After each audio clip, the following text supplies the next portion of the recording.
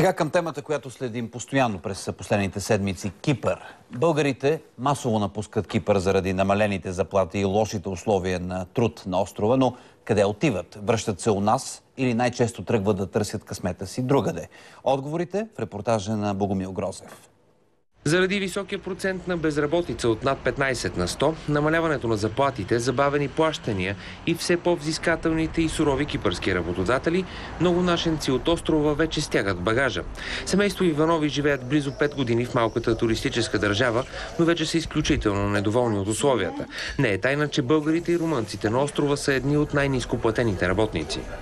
8 часа и половина, 9, 10 и повече сме работили само на улицата. Вярно, тук няма студ, няма сняг, но лятото е при температури 40 градуса. Не мога да си намеря работа. Работя по 2 часа на ден за много малко пари и не ме устройва този престой тук. И си отивам с най-голямо желание от Кипър. Тенденцията за изселване отчитат и фирмите, които се занимават с транспортиране на багажи.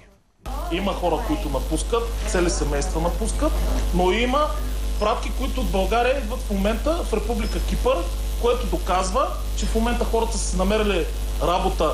Според българското посолство в Кипър, тенденция за изтегляне на българите от острова не се наблюдава, поне за сега.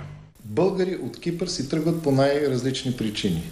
Било по семейни причини, било по икономически причини, било, че имат по-добри предложения за работа.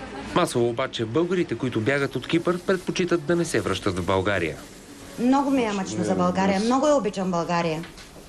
Аз, например, не съм 12 години, не съм виждал сняг, не съм пипал сняг.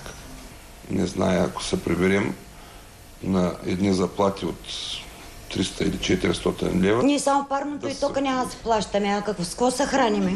Кризата вече разделя семейства и принуди хората да сменят дори полюса от Кипър в Норвегия и се шегуват, че това е все едно да се преместиш от фурната в фризера. За новините на Нова, Богомил Грозев.